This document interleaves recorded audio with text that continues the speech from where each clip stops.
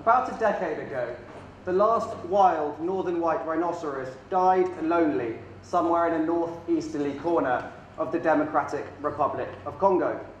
This sad story is just one particularly stark illustration of the key role this country plays in the war to conserve some of the world's most remarkable wildlife, and of the hefty price paid when individual battles are lost. I have a little confession to make, though. Like everyone else, I know the environment is important. I know that the conservation of nature is a good thing. In my head, I know this, but it just isn't an issue which impassions me, which fires me up. This is perhaps a little shameful, but it's just the way it is. Nevertheless, earlier this year, I got a commission to research and write about just this, conservation of nature in Congo. So I dutifully flew to the Mangrove Marine Park, about 250 miles west of here on the coast, where the River Congo concludes its epic passage across equatorial Africa and charges violently into the Atlantic Ocean. Here I spent a little over a week following around the people who run the park, talking to the people who live in and around it, and just generally trying to work out how the whole thing works. Indeed, if the whole thing works. Then I came back to Kinshasa, did a bunch more research, and then I wrote a couple of stories. So as I said, I struggled to get infused by conservation, but Congo and its natural heritage are a little bit different. It's a little bit extraordinary. So let me just momentarily scratch the surface. This country has the second largest rainforest on the planet. Only Brazil tops it. This country has half of Africa's entire rainforest coverage, and this country has many significant populations of important yet vulnerable large mammals, such as elephant, mountain gorilla, and chimpanzees. And some incredible species are endemic to Congo, which means they are found here, only here, and nowhere else. These include the okapi, this zebra-giraffe hybrid, the bonobo, the eastern lowland gorilla, and a bunch of birds. Even the World Bank, arguably the world's most boring organization, gets excited by what it calls Congo's globally unique biodiversity. So if Congo's natural wealth isn't worth protecting, it's very difficult to work out what is. So we're agreed. Conserving Congo's wildlife is a good thing. It's the right thing to do. But there's a problem, there's an obstacle, and it's a pretty big one. Congo, or more accurately the Congolese government, doesn't have very much money.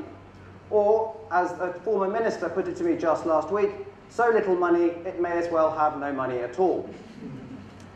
Last year, the Congolese government's annual budget was somewhere between 5.5 and $7 billion. Now, in a country of 75 to 85 million people, sadly this doesn't go very far, and public expenditure this year is expected to be even smaller.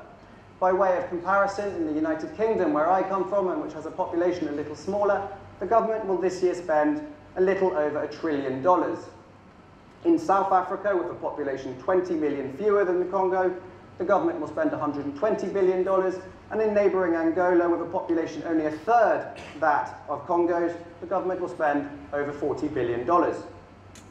The reasons why the Congolese government doesn't have very much money at its disposal to spend on healthcare, roads, education, let alone conservation, are various and complex. We can point to the form of subjugation this country endured as a Belgian colony, where it was treated as little more than a treasure chest full of ivory, full of rubber, and full of copper and many other precious things, and the Congolese people the exploited means of digging it up or chopping it down and spiriting it quickly out of the country. We can point to the early decades of independence, when the Western powers first helped murder Congo's first elected leader, Patrice Lumumba, and then lavishly supported Mobutu Sese Seko, who drove the national economy into the ground and depleted the public treasury. We can point to the horrifying civil war, which tore apart this country between 1998 and 2003 and cost millions of Congolese lives, and more recently, an extended boom in copper and oil prices underwrote sharp GDP growth, and public spending did begin to rise. However, in the last couple of years, a collapse in global commodity prices has triggered the country's current economic crisis and pressured government budgets downwards. So what does this lack of publicly available resources across the board mean for the specific area of conservation, which, let us remember, is just one of the many things a government is supposed to pay for?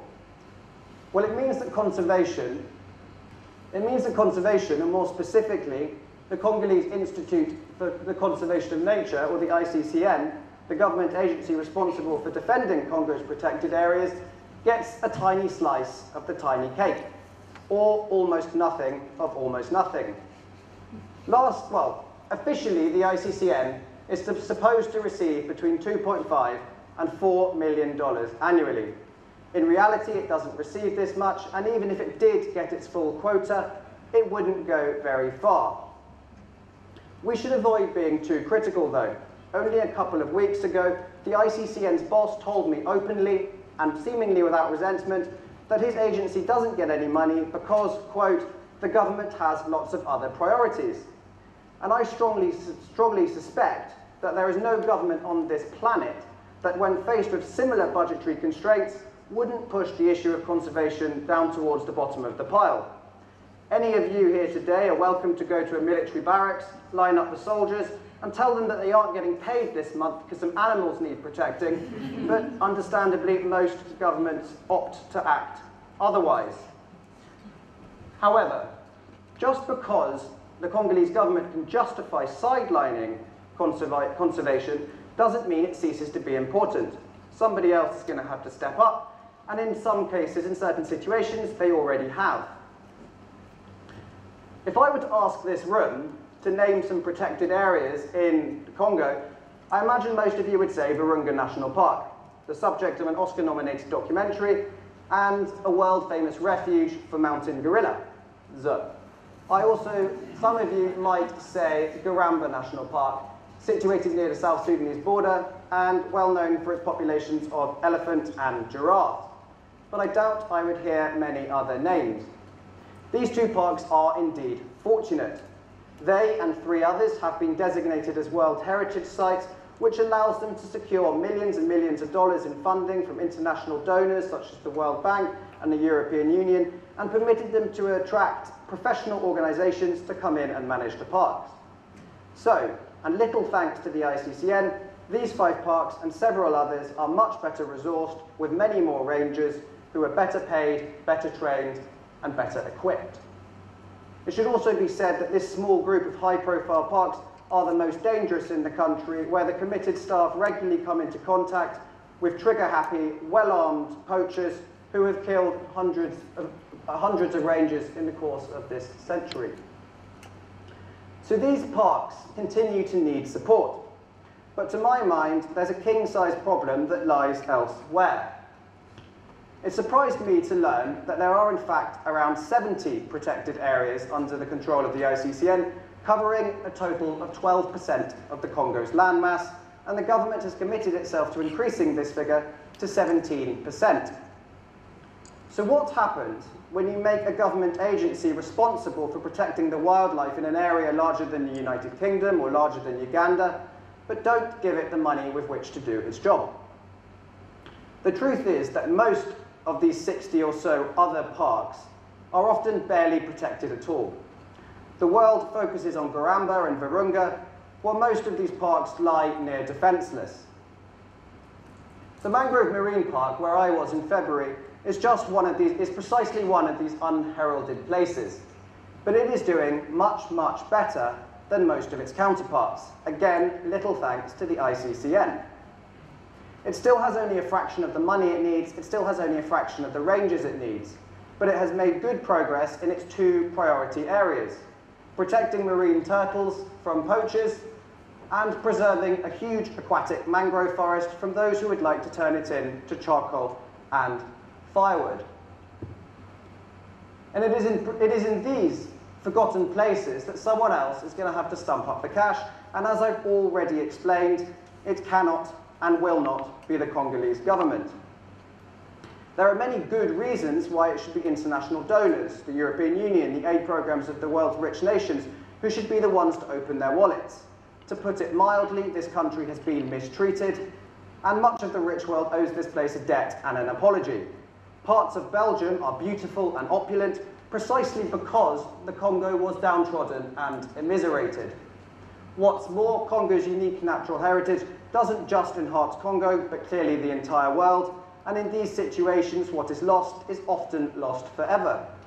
Just consider the fate of that poor last wild northern white rhino. But this isn't going to happen anytime soon, at least not on the scale necessary. International donors and international organisations already fund much of Congo's public services and nearly 100% of the existing conservation programme. So for most of Congo's protected areas, these ones that none of us have ever heard of, we're going to need to find a less perfect solution.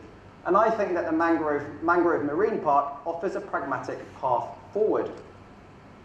Just 5 years ago, it was one of these near defenceless parks, protected in name only. But today it works, it functions. Turtles can lay their eggs without being decapitated, poachers are arrested and then fined or jailed, and more than 2,000 charcoal furnaces have been smashed to pieces, and the mangrove forest has stopped shrinking. None of these very real and very commendable achievements would have been possible had the park's director not persuaded a well-known mining company, a well-known oil company, and a well-known bank to part with some cash in order to put a nice shine on their reputations. I don't doubt that this kind of bargaining, where defenders of the environment welcome into their parks the kind of money not usually associated with environmentalism, will deeply unnerve many defenders, many people active in conservation. Will deeply unsettle them, they'll be uncomfortable with it. But Congo's unloved protected areas face a choice. They can carry on as they are and wallow in their ineffectiveness, or they can seek out and embrace unusual bedfellows and begin to fulfill their mission. I say that until a better option presents itself, they should go where the money is and get to work. Thank you.